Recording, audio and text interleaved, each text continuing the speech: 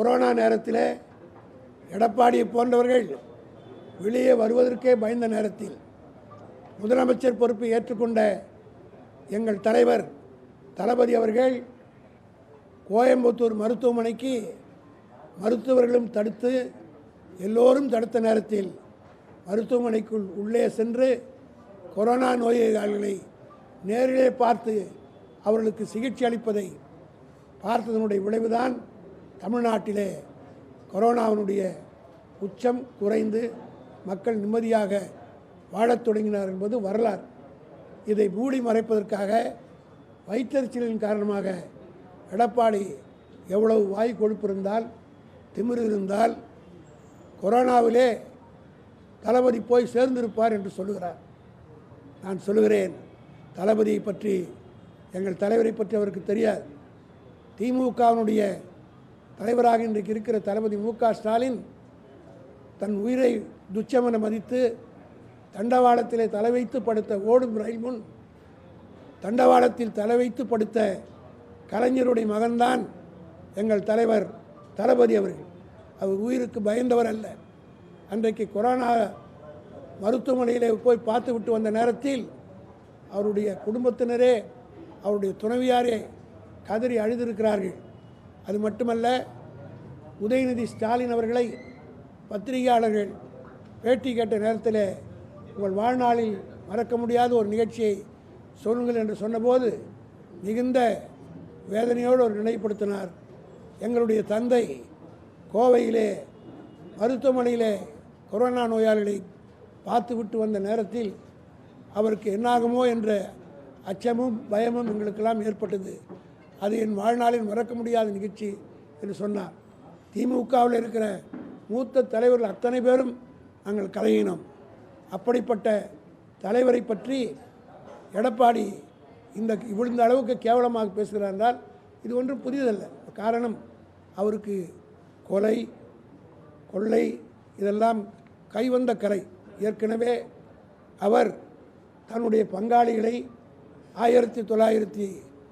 1979 3 பேரை கொலை செய்த வழக்கில் கொலை குற்றவாளியாக இருந்து கொலை குற்றவாளியாக அந்த வழக்கிலே அவர் வழக்கு நடந்து அந்த வழக்கிலே எப்படியே வெளியே வந்தார் என்பதெல்லாம் எல்லோருக்கும் தெரியும், அந்த மக்களுக்கும் தெரியும், அந்த பகுதியில் இருக்கிற மக்களுக்கும் தெரியும்.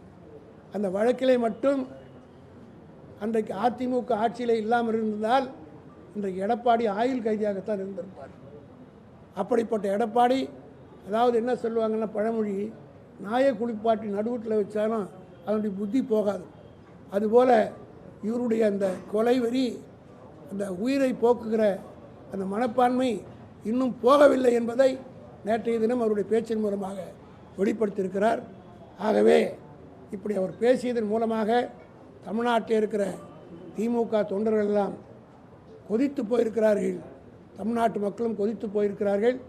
தலைவர் அவர்கள் அவர்களை எல்லாம் சமாதானப்படுத்தியிருக்கிறார். இவருடைய பழைய கதைகளை எல்லாம் நாங்கள் பேச ஆரம்பித்தால் இப்பொழுதுதான் ஒவ்வொரு தீர்ப்பாக வந்து கொண்டிருக்கிறது.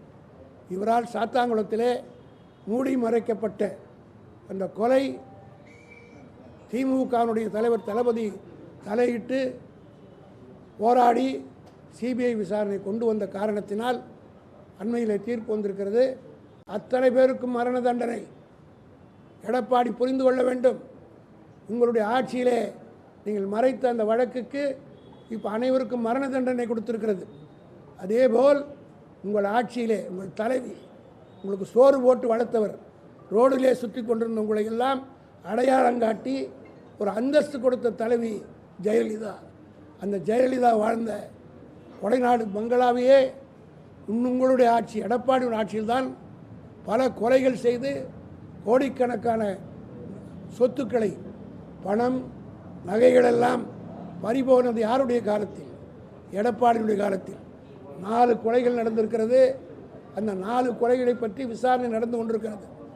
எடப்பாடி அவர்களே, நீங்கள் தெரிந்து கொள்ள வேண்டும், எப்படி சாத்தான்குளம் வழக்கிலே குற்றம் சாட்டப்பட்ட அத்தனை பேருக்கும் தூக்கு தண்டனை கிடைத்ததோ அதேபோல் கொடைநாடு வழக்கு முடிந்ததுடன் சம்மதப்பட்டவர்கள் அத்தனை பேருக்கும் இதே போல தீர்ப்பு வரும். தண்டனை கிட்டும் என்பதை தெரிவித்துக் கொள்கின்றேன்.